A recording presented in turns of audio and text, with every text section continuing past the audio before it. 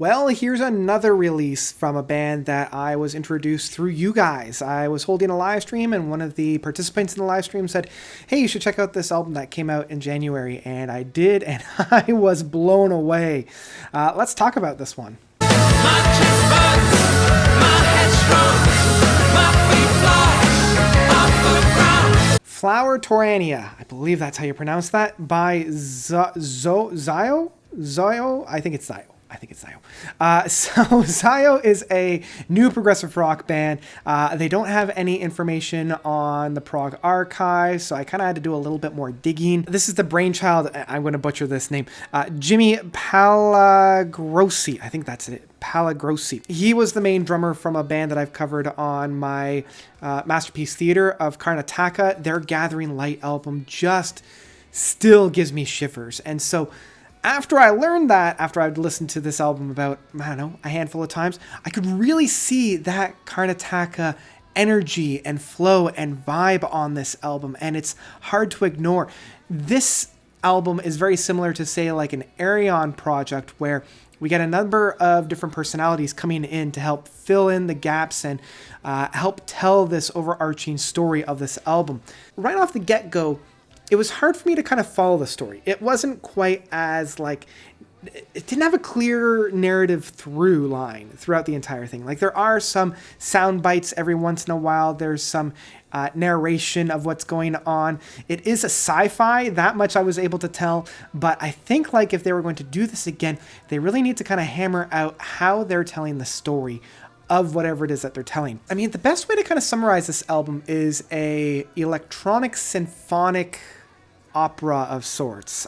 We've got a number of different vocalists coming in here. I believe I think her name is Heather Findlay, I should know, from Mostly Autumn, as well as the lead singer from Karnataka. And so what we have is like this, at certain points, very mellow, very atmospheric stuff, but then we also have some very heavy stuff. So like the first track of Ride Along gives a really nice overture, a really nice opening, and then X-Ray is one of those bombastic, really hard tracks. And we also definitely have this for one of the mid tracks of Jupiter.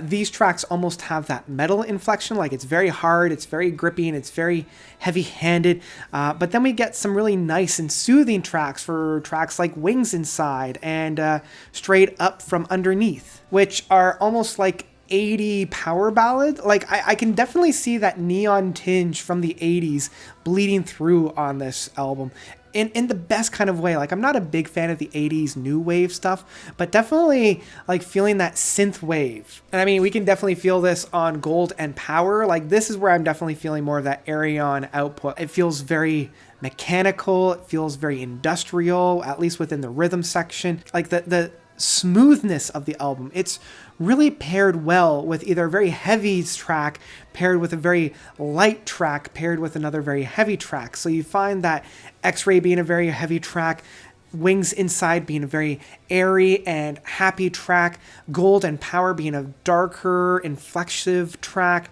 Straight Up From Underneath being a very happy, very airy, very celebratory track, and Jupiter being this really heavy, hard oomph. One of the bigger moments off of this album is also the Inner City Shirama. Inner City. This one's another one that's very heavy hitting. Again, this one's almost feeling very similar to maybe even like the synth-led, organ-led albums from the 70s, like we're looking at like Uriah Heep or Deep Purple.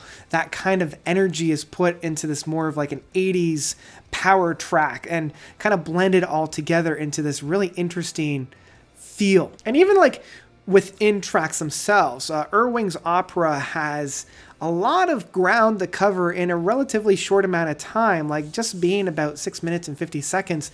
This track covers, as I mentioned, a lot of ground in going from these airy movements to very heavy-handed moments to like going back and forth.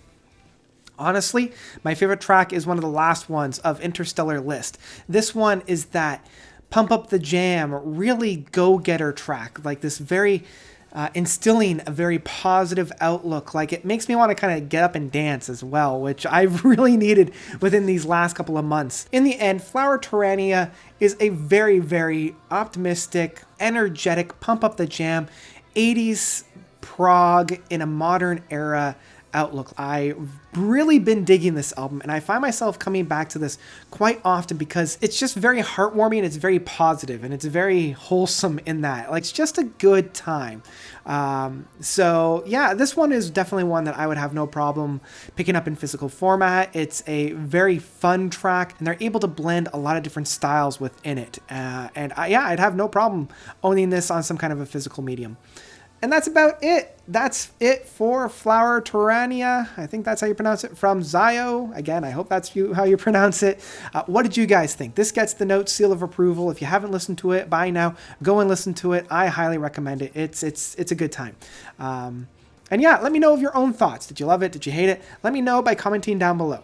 Thank you guys so much for watching. As always, you guys are definitely the best. And until next time, notes out.